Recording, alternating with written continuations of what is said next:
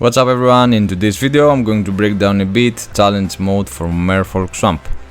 First off, I want to explain that all the challenge modes have the same mechanics as the elite ones, with the difference that of course the opponents are higher in attack and defense, and you have one random affix. In our case it's called the Omen Curse, but we're gonna explain it in depth as the battle progresses.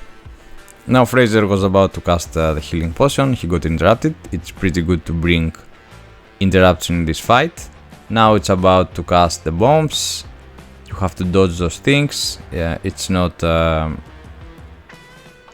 easy to deal with them in terms of damage. They do a lot of damage. At the same time, someone picked up the Omen.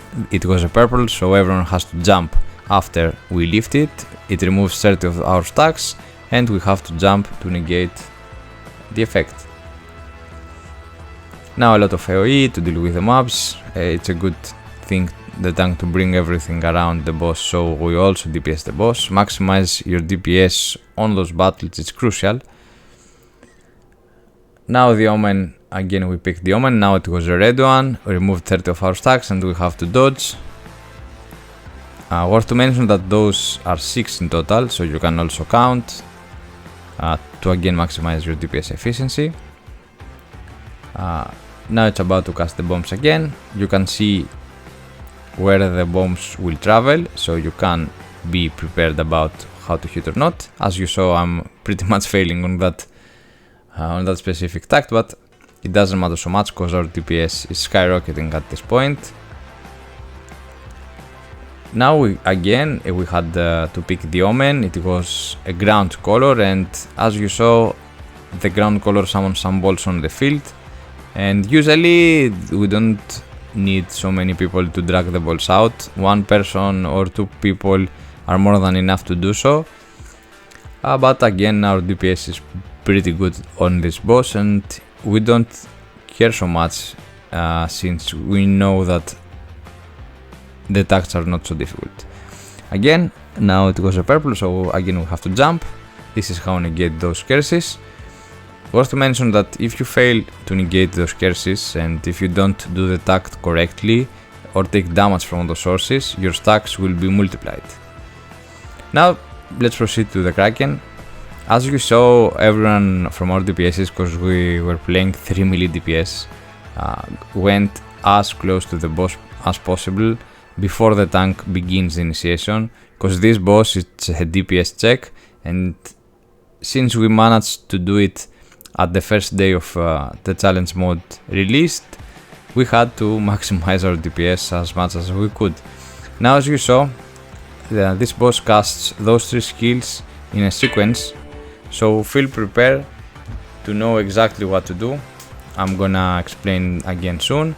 As you saw, we lifted the curse, the balls spawn, someone will drag them out. Also you can, count how much time required for those balls to be removed, so don't lose any DPS if it's possible. Now it throws us out. Now we wait out to negate also the beam. Now it's gonna cast the shocks, so we wait. In some cases, if we have a good amount of HP, it would be also recommended to stay inside, take the damage and keep DPSing. In terms of DPS efficiency, since if the area becomes full purple from those strange sea waters, everyone will die anyway, so you have to maximize your DPS in this battle 100%. Now as you saw, our tank moved the boss, so we face it near the wall that hasn't yet received those negations on the field.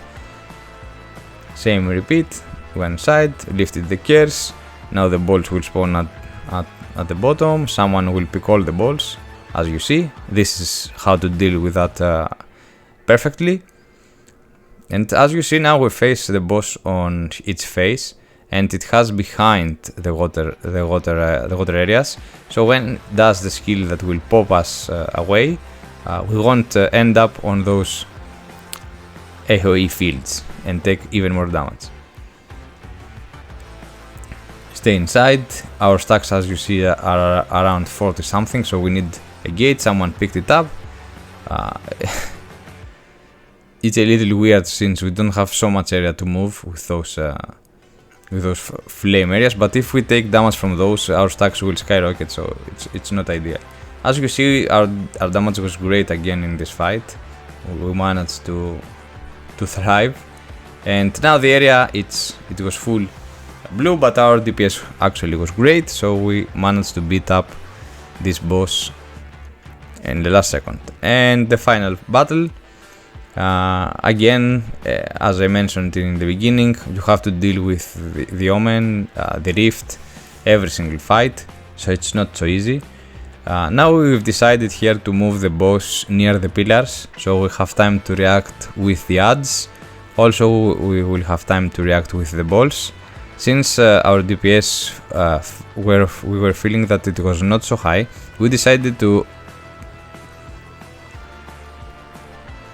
send the healer only to receive the balls instead of doing the tact as a group.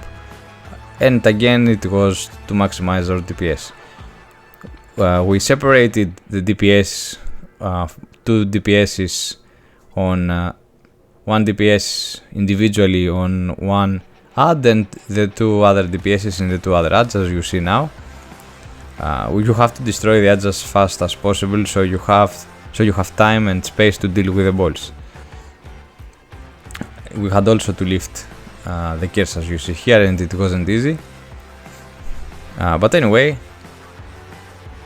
we picked the balls as well, healer did, which is fine. As you see, by progressing stage after stage, the stacks will grow, and when the boss has spawned 5 times balls, the 6th, if you don't have any defense buff on you, probably you will die.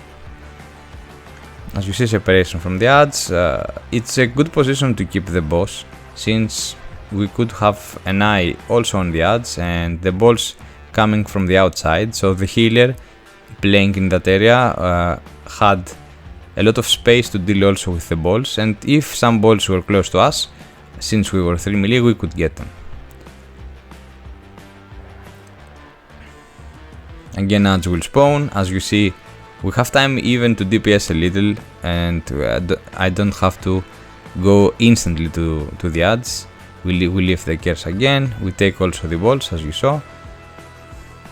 Actually, this was a great rotation for us. And as you see, we will take advantage of the balls. We didn't care so much about getting 1 or 2 balls destroyed. We want DPS the boss as much as possible, because we have now 5 stacks, and the next water ball wave, if we don't have a good negation from defensive stats, the fight is gonna be over. Now we negated the curse.